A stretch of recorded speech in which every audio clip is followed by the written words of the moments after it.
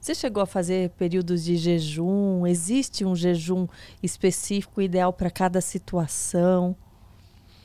Então, como eu tive um encontro muito forte com Deus, isso foi em 2002. Em 2004, eu tive uma visitação de Deus, assim, que marcou a minha vida totalmente. E eu queria muito ser batizado no Espírito Santo. E eu queria falar em línguas, eu achava maravilhoso, eu pensava, nossa, a pessoa que ora em línguas, eu acho que ela está mais próxima de Deus. E uma vez eu fui numa igreja, numa Assembleia de Deus, eu vi uma irmãzinha orando em línguas, no último banco, e ela chorava. Eu falei, Deus, me dá isso, eu preciso disso. E as pessoas falavam, nossa, você não ora em línguas ainda? Porque você já é do fogo. Você já estava há quanto tempo? Eu já estava há 2 anos. 2 anos. De evangelho. E aí, eu já estava ali naquele fogo e eu sempre era aquele que chamava as pessoas para ir na vigília de oração, para orar. E as pessoas pensavam, nossa, você não ora em línguas? No dia que você orar em línguas, você vai ser arrebatado, cara, desse jeito que você tá aí. E eu ficava com aquilo na cabeça e eu queria muito. Só que o tempo passava e não acontecia nada. E aí eu tomei a decisão, eu vou fazer um jejum. Eu quero me aproximar de Deus, eu quero ir o mais longe que eu puder ir, na intimidade com Deus. E aí eu fiz um jejum de 3 dias, nunca tinha feito um tão longo assim. Como foi esse jejum? Sem comer e sem beber. Não é recomendado. Nem água, nada. Não é recomendado. É preciso tomar água. Uhum. Entendeu? Para quem está nos ouvindo aí, você que quer fazer um jejum, é importante tomar água para hidratar. Uhum. Mas eu não tinha conhecimento, eu só queria aproximar de Deus. E eu ainda olhava para Moisés, por exemplo, ficou 40 dias. E nesses 3 dias você ficou sem comer, sem beber e ficou só em oração, não saía para nada? Como Outro erro. Eu tive que trabalhar. Trabalhava com meu pai, tive que atender cliente. Quando foi chegando no 3º dia, eu já estava tendo alucinação. Estava zonzo fazendo as coisas. Pra você ter noção, eu olhei um negócio marrom, eu achei que era um bacon. Eu comecei a ter alucinação. Alucinações, né? Sério. E eu pensei, vou ser internado, eles vão me levar pro hospital, porque... Só que eu fiz, Deus viu meu coração. E Deus, ele vai profundo, ele vê a intenção lá profunda do coração. E eu queria aproximar de Deus. E durante aquele jejum, eu tinha um amigo lá que trabalhava com meu pai, e a gente queria saber qual era o chamado de Deus para nós. E além disso, eu queria ser batizado com o Espírito Santo. Uhum. O que acontece? Nós entramos na garagem, entramos dentro do carro, e nós falamos, é o seguinte, nós vamos orar até Deus falar com a gente. Enquanto Deus não responder a nossa oração, a gente não vai sair daqui. E fomos orando, quando vieram 11h30 da noite, acordamos umas 3 horas da manhã. Não tinha acontecido nada. Mas veio uma frustração. E eu pensei, não tá valendo de nada esse jejum. Eu não sei como encontrar Deus. Eu só sei de uma coisa, eu quero, mas eu não sei como fazer para ter mais de Deus na minha vida. Olha como é que Deus trabalha. A primeiro momento você pensa que não aconteceu nada. Só que na segunda-feira, isso foi domingo, na segunda-feira foi um dia muito difícil para mim. E eu estudava, eu me formei em publicidade e propaganda, só que aquela aula eu não estava aguentando ficar lá, estava muito ruim. Você já tinha voltado a comer nessa segunda-feira? Já, graças a Deus. Já tinha pedido uma pizza. Nossa, foi a melhor coisa, eu peguei trauma, assim, porque eu fiz errado, entendeu? Sim. Mas eu vejo que aquilo foi determinante na minha vida, porque Deus viu a intensidade com que eu busquei a Deus, assim, só que como tinha que trabalhar era muito difícil me concentrar.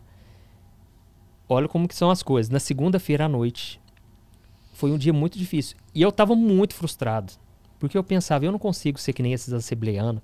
Esse amigo meu era da Assembleia. Eu sempre achava ele muito, assim, pentecostal, e eu queria ser daquele jeito, eu não conseguia. Porque muitas vezes eu não queria ler a Bíblia, eu não queria orar. Uhum. E é por isso que quando eu trago as mensagens hoje, eu sempre me coloco no lugar da pessoa. Porque o brasileiro, no geral, eles não têm costume de ler. Não gosta de ler. Não adianta ficar forçando, sabe? Você tem que ler. Não.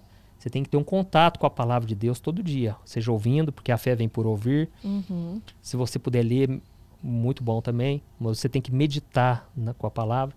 Resumindo, na segunda-feira eu fui embora mais cedo da faculdade. Cheguei em casa e eu deitei ali muito cansado e desanimado com a minha vida cristã. Quando eu já estava dormindo, tocou o celular. Era o meu amigo. Falei, Juninho, eu tô aqui orando na rua, cara, e eu preciso passar aí pra te contar um negócio. Eu falei, então vem, né? Eu fiquei pensando, gente, como é que esses crentes da Assembleia, né, da Breia, conseguem ser tão avivados assim, eu não consigo ser dessa pegada. Ele chegou lá e falou, Juninho, eu preciso te contar uma coisa, eu tava orando por você, a caminhonete, o ponteiro da caminhonete começou a chacoalhar. Eu achei que era um problema no motor. Eu não sei o que é, mas eu só sei de uma coisa, Deus tem alguma coisa para fazer na sua vida, cara. E o inimigo se levantou muito forte. Eu falei, então, tá bom, deixa eu trocar de roupa, vamos orar, né? No meio do caminho eu virei para ele e disse, olha, aqui a Bíblia diz, ó, 1 Coríntios, capítulo 1, diz que Deus escolhe aqueles que não são, aqueles que são desprezados, aqueles que o mundo não dá nada para esses. Então esse sou eu. Eu posso ser a pior pessoa, mas agora eu creio, Deus me escolheu, porque realmente eu não sou nada disso. Cara. Eu não consigo ser crente, cristão, eu não consigo ler a Bíblia, orar, eu não tenho vontade às vezes. E aí nós fomos orar, paramos a caminhonete, parecia que ele já sabia o que ia acontecer. Ele falou assim, Juninho, eu vou aumentar o som e vai orando aí no seu canto, eu vou orando daqui. E ele começou a orar. E ele começou a orar em línguas. E o fogo foi descendo ali do lado dele. E eu não queria nem orar, porque eu estava muito cansado, assim, desanimado. Já falou, você pensou, não vou falar em línguas mesmo, deixa eu ficar aqui no meu cantinho. Fica no meu canto, Quietinho. Sabe quando você não tem resposta? Você ora, eu tinha jejuado 3 dias, não aconteceu nada. Uhum. Mas aí eu pensei, independente de qualquer coisa, é agora que a minha fé está sendo provada. Eu preciso buscar Deus. E eu comecei a falar com Deus. E eu comecei, Senhor, meu Deus e meu Pai, cachorarabacanta, namara. Comecei. Aí eu pus a mão na cabeça e eu pensei, gente, eu tô ficando doido. Eu acho que eu tô tão bitolado querendo orar em línguas Que eu tô falando que eu acho que eu coisa já tô, que não é nem tô blasfemando. Comecei a pensar assim, gente, eu tô pecando aqui. E eu tomei um susto, e ele não tava nem aí. Ele já tava assim, não são, né? Quando eu voltei a orar, aí não teve jeito. O Espírito Santo assim me tocou tão forte. E eu comecei a orar em línguas, orar. Eu orei uns 40 minutos. E eu orava. E ele começou a entender o que eu orava. Ele começou a interpretar. Ah, olha. E ele falou assim, olha, você tem orado, pedido para Deus colocar pessoas dele no caminho da sua família. Porque muitos têm dado mau testemunho. Isso ele contou depois. Na hora, durante. ele já ia falando. Eu tô entendendo. Ele foi entendendo tudo. Ele falou, mas Deus manda te dizer, vai ser através de você que a sua família vai se converter. Não, e ali eu chorava, eu senti uma paz. A minha boca ficou anestesiada. Foi uma presença maravilhosa de Deus. Por isso que assim, hoje eu sei, o jejum, ele abriu as portas.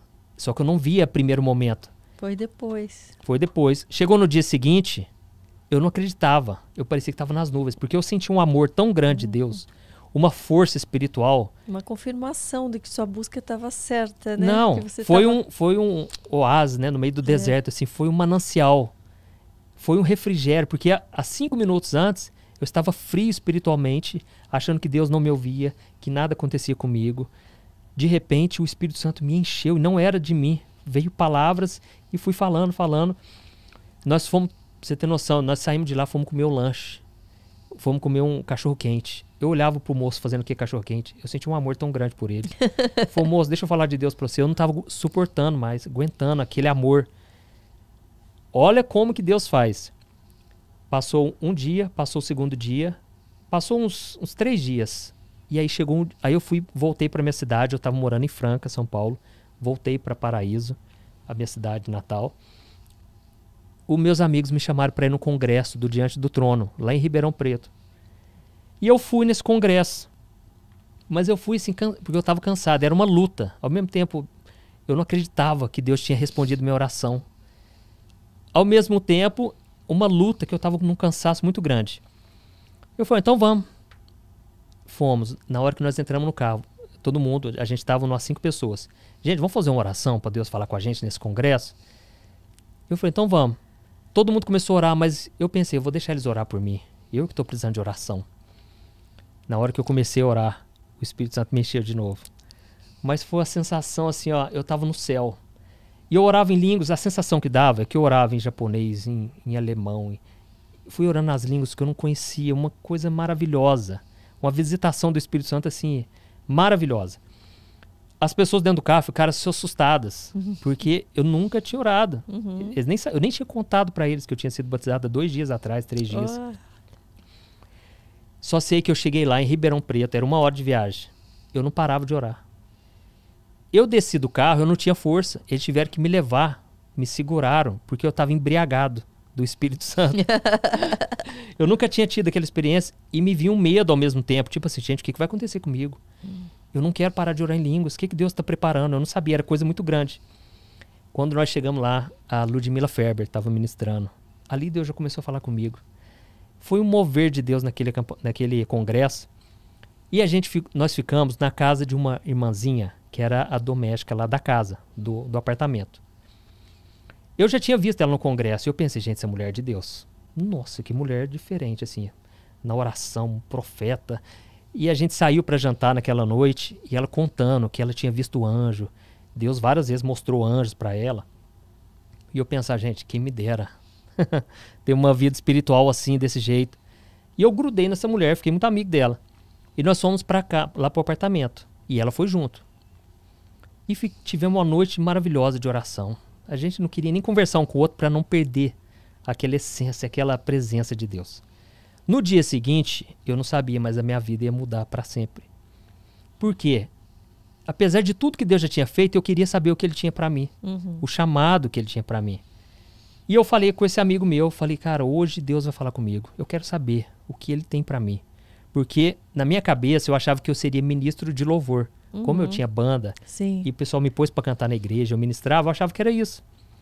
Só que várias vezes eu tinha sonhado em que eu estava pregando. E era muita gente, umas igrejas lotadas, eu não entendia aquilo. E eu não contava para ninguém, porque eu achava que era coisa da minha cabeça, mas o meu negócio era música. Só que terminou o congresso, nós fomos de novo para esse apartamento. Dessa vez aquela irmãzinha, ela já estava lá no sofá orando. Ela estava de costa, voltada para dentro do sofá.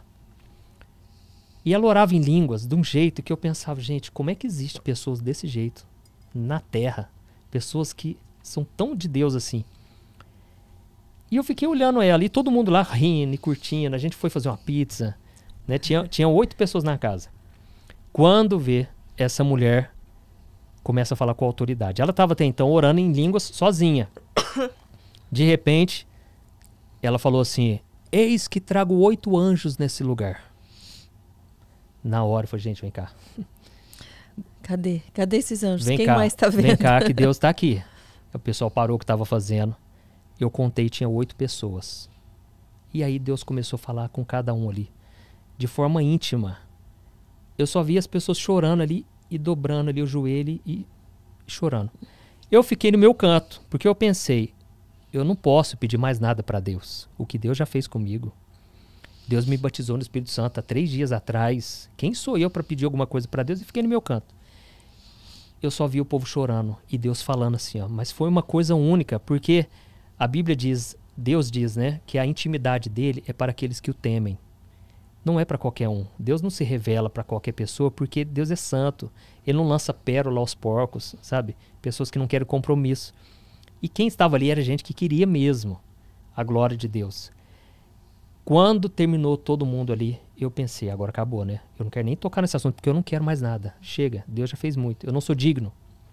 Foi exatamente o que aconteceu com Pedro, quando Jesus mandou eles lançar a rede. E eles pegaram tanto peixe que as redes estavam quase furando. E Pedro se prostrou diante de Jesus e falou, Jesus, tem misericórdia de mim? Eu não sou digno. Eu sou miserável pecador. É o sentimento que eu estava ali na hora. Aquela mulher falou assim, ó, meu filho. Aí eu pensei, acho que não é eu não é possível, né? Meu filho. Na hora meu coração queimou. De repente ela falou assim, meu filho, é contigo mesmo. Nossa, não precisava falar mais nada. Ali eu já comecei a chorar. Falei, Deus, eu não mereço. Misericórdia, eu não consigo. Eu não sou digno. E essa mulher começou a falar, meu filho, eu te tirei das trevas. Eu te dei livramento, eu te tirei do mundo. E eu tenho uma obra para você. E você me perguntou qual era o seu chamado. Eu te chamo de hoje de pastor. E você vai arrebatar muitas vidas para mim. Você vai gerar muitas vidas para mim com dores de parto. Você vai trazer cada uma delas. E nesse momento, um anjo coloca uma coroa na sua cabeça.